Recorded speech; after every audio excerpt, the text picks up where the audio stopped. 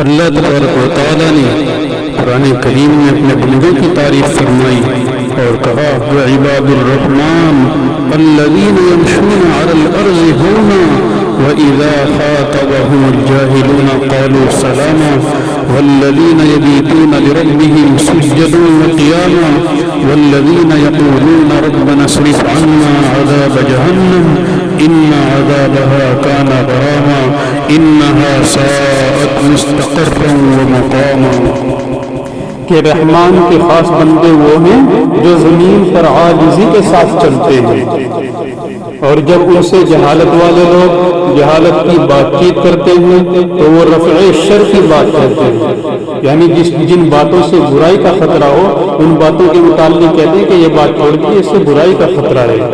اور جو اللہ کے ساتھ اپنا یہ طرز رکھتے ہیں کہ راتوں کو اپنے رب کے آگے سجدہ اور قیام یعنی نماز میں لگے رہتے ہیں، اور جو دعائیں مانگتے ہیں کہ اے ہمارے پروردگار ہم سے جہنم کے عذاب کو دور رکھیے کیونکہ اس کا عذاب پوری تباہی ہے، بے شک وہ جہنم برا ٹھکانہ اور برا مقام ہے۔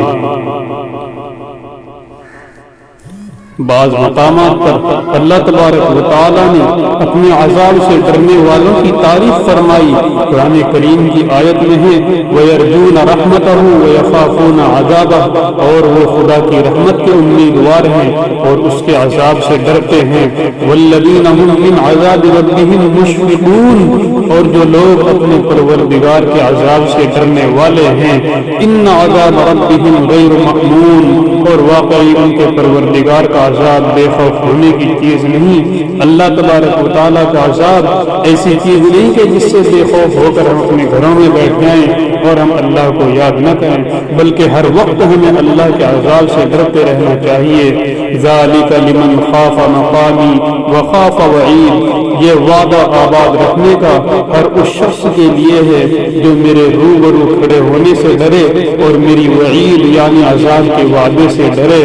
اللہ تبارک و تعالیٰ نے عذاب خداوندی سے خوف کا فائدہ یعنی ہمیں اللہ کے عذاب سے ڈرنا چاہیے، اس کا کیا فائدہ ہوگا اس کو بھی اللہ نے قرآن کریم کے اندر بیان فرمایا۔ وَأَقْبَلَ بَعْضُهُمْ عَلَى بَعْضٍ يَتَسَاءَلُونَ، کہ وہ جنتی ایک دوسرے کی طرف متوجہ ہو کر بات کریں گے۔ قَالُوا إِنَّا كُنَّا قَبْلُ فِي أَهْلِنَا مُشْفِقِينَ، اور یہ بھی کہیں گے کہ بھائی ہم تو اس سے پہلے اپنے گھر یعنی دنیا میں انجام کار سے بہت ڈرا کرتے تھے۔ فَمَنَّ اللَّهُ عَلَيْنَا وَوَقَانَا عَذَابَ السَّمُومِ، سو خدا تعالیٰ نے ہم پر بڑا احسان کیا اور ہم کو عذاب دوزخ سے بچا لیا۔ اور جہنم سے ڈرنے کا طریقہ بعض روایات میں بعض کتابوں میں پڑھا ہے۔ ایک بزرگ ہیں ابراہیم تیمی رحمۃ اللہ علیہ، فرماتے ہیں جو آدمی غمگین نہ ہوتا ہو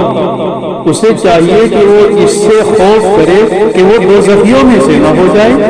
کیونکہ جنتی کہیں گے الحمدللہ الذی اذھب عنا الحزن۔ اور جو آدمی جہنم سے جنت سے نہ ڈرتا ہو تو اس کو چاہیے کہ وہ اس بات سے خوف کھائے کہ وہ دوزخیوں میں سے نہ ہو جائے۔ دونوں طریقے بتلا دیے، یعنی اگر جو آدمی جہنم سے نہ ڈرتا ہو اس کو یہ سوچنا چاہیے کہ کہیں ایسا نہ ہو میں جہنم میں سے نہ ہو جاؤں،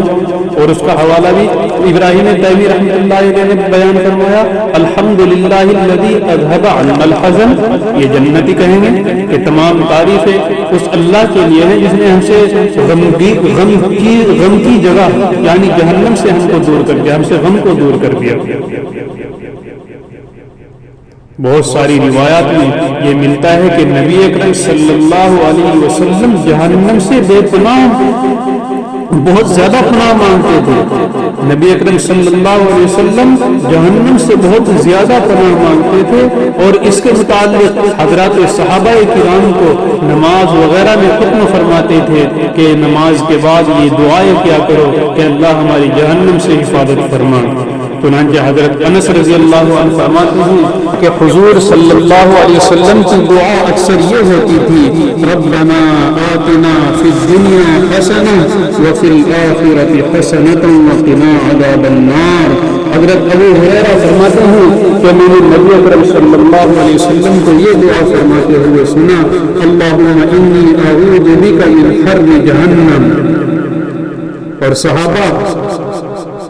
جن کے متعلق نبی صلی اللہ علیہ وسلم نے ارشاد فرمایا، اصحابی کالنجوم فبأیہم اقتدیتم اہتدیتم، کہ میرے صحابہ تو ستاروں کے مانند ہیں،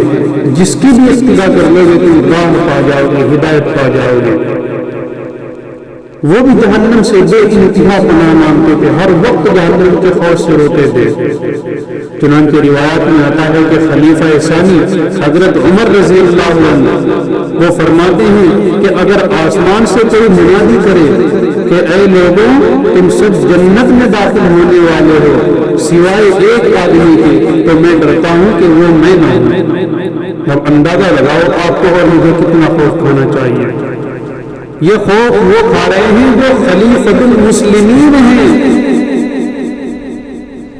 یہ خوف وہ کھا رہے ہیں کہ جن کے متعلق نبی صلی اللہ علیہ وسلم نے یہ کہا کہ میں اور حضرت عمر اور حضرت ابو بکر صدیق رضی اللہ عنہ ایک جگہ ہوں گے۔ یہ خوف وہ کھا رہے ہیں۔ اب آپ اور میں سوچیں کہ ہمیں کتنا خوف کھانا چاہیے جہنم سے۔ اسی طریقے سے خلیفہ ثالث حضرت عثمان غنی رضی اللہ عنہ، ان کے متعلق عبداللہ رومی کہتے ہیں کہ مجھے حضرت عثمان رضی اللہ عنہ کے متعلق کسی نے یہ بتلایا کہ وہ فرماتے تھے کہ اگر میں جنت اور جہنم کے درمیان میں ہوں اور مجھے یہ علم نہ ہو کہ میں ان میں سے کس کی طرف جانے کا مجھے حکم دیا جائے گا، یعنی ایک طرف جنت ہو ایک طرف جہنم ہو اور میں بیچ میں کھڑا ہوا ہوں اور مجھے یہ نہ پتا ہو کہ میں جنت میں جاؤں گا یا جہنم میں جاؤں گا، تو میں اس بات کو اختیار کروں گا کہ میں رات ہو جاتا اس سے پہلے کہ مجھے علم ہو کہ میں کہاں جاؤں گا۔ اللہ اکبر۔ اندازہ لگائیے، یہ ہمارے خلیفہ حضرت عثمان غنی رضی اللہ عنہ کہہ رہے ہیں کہ مجھے اس سے پہلے رات ہو جانا پسند ہے کہ مجھے یہ علم ہو کہ میں کہاں جاؤں گا۔ ظاہر سی بات ہے کہ اگر ان کے جنت کا علم ہو جاتا تھا پھر تو رات بننے کی کوشش ہی نہ کرتی، دعائیں تمنا ہی نہ کرتی۔ ان کو خوف تھا جہنم کا، اس لیے پہلے ہی یہ تمنا کرنے لگے کہ مجھے جہنم کے خوف میں جہنم کا اگر پتہ چل جائے تو میں اس چیز کو پسند کرتا ہوں کہ مجھے پہلے ہی رات ہو جانا چاہیے۔ اور عذاب جہنم سے نبی اکرم صلی اللہ علیہ وسلم نے کو بھی اللہ تبارک و تعالیٰ نے قرآن کریم میں ڈرایا ہے۔ فرمایا ذالک مما اوحی الیک ربک من الحکمۃ ولا تجعل مع اللہ الہا آخر فتلقى في جہنم ملوما مدحورا۔ اے محمد صلی اللہ علیہ وسلم، یہ باتیں جو ہم نے آپ کو سکھلائی ہیں اس حکمت میں کی ہیں جو خدا تعالیٰ نے آپ پر وحی کے ذریعے بھیجی ہے، اور اللہ برحق کے ساتھ کوئی اور معبود تجویز نہ کرنا، کسی اور کو اللہ تبارک و تعالیٰ کے ساتھ شریک نہ ٹھہرا دینے، ورنہ تو الزام خوردہ اور راندہ ہو کر جہنم میں پھینک دیا جائے گا۔ اس آیت کے مخاطب کوئی اور نہیں بلکہ ہمارے سردار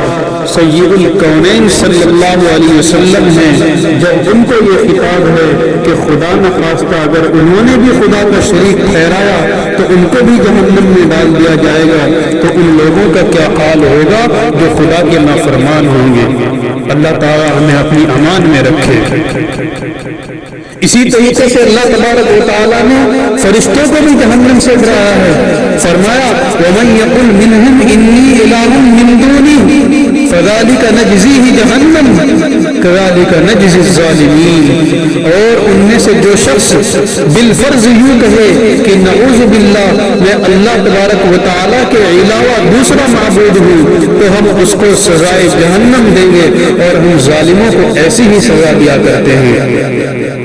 یہ آیت فرشتوں کے متعلق ہے جو سراپا خدا کی اطاعت کرتے ہیں، ایک لمحہ بھی ایک پل بھی خدا کی نافرمانی نہیں کرتے، خدا نہ خواستہ اگر یہ بھی خدا کی نافرمانی کریں تو جہنم میں ڈالے جائیں۔ اس لیے ہم جیسے گنہگاروں کو جہنم سے بچنے کی بہت فکر کرنا ضروری ہے۔ ہمیں ہر وقت خوف کھانا چاہیے کہ اللہ ہماری جہنم سے حفاظت فرما۔ حضرت ابو ہریرہ رضی اللہ عنہ نبی کریم صلی اللہ علیہ وسلم سے حدیث شفاعت میں نقل فرماتے ہیں کہ لوگ جب آدم علیہ السلام کی خدمت میں شفاعت کرانے کے لیے حاضر ہوں گے تو حضرت آدم علیہ السلام فرمائیں گے آج میرا پروردگار اتنا غصے میں ہے کہ آج سے پہلے ایسے غصے میں نہیں تھا اور آج کے بعد بھی ایسا غصہ ہرگز نہیں فرمائے گا۔ اس نے مجھے ایک کام کا حکم فرمایا بس میں نے اس کی نافرمانی کی، لہذا مجھے ڈر ہے کہ وہ مجھے آج جہنم میں نہ پھینک دے۔ اللہ اکبر۔ تم کسی اور کے پاس جاؤ اور وہ اپنے نفس کی نجات کے متعلق نفسی پکاریں گے۔ ہر نبی قیامت کے دن میدان محشر میں نفسی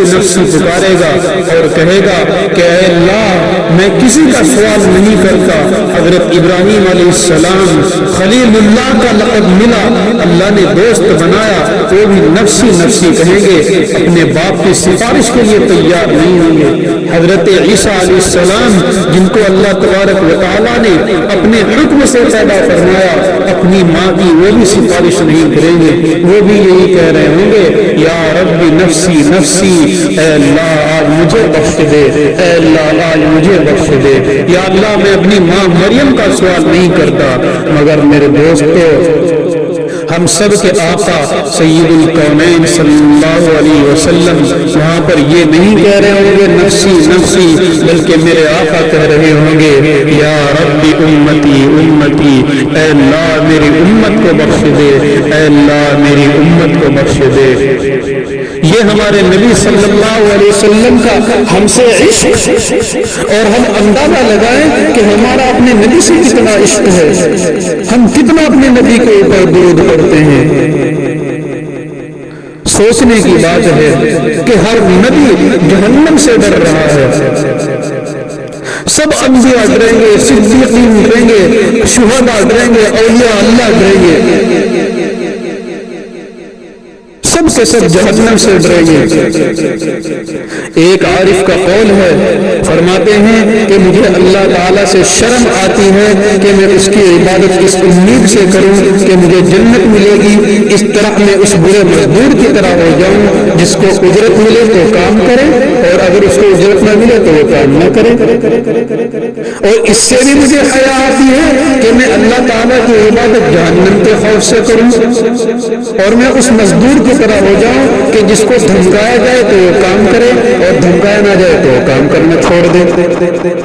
اس حدیث اس واقعے کا مطلب، اس کا مطلب یہ ہے کہ اگر صرف جنت کی نعمتوں کے حاصل کرنے کے لیے عبادت کی جائے یا جہنم کے عذاب سے نجات کے لیے عبادت کی جائے تو یہ بری بات ہے۔ عبادت کرتے وقت دونوں باتیں پیش نظر رہیں، خدا کی رضا بھی، محبت بھی، مقصود بھی، اور اللہ کا خوف بھی ہمارے دلوں میں رہنا چاہیے۔ اللہ تبارک و تعالی ہم سب کے دلوں میں اپنا خوف پیدا فرمائے، اپنی محبت پیدا فرمائے۔ اللہ تبارک و تعالی ہم سب کی عذاب جہنم سے حفاظت فرمائے، آمین۔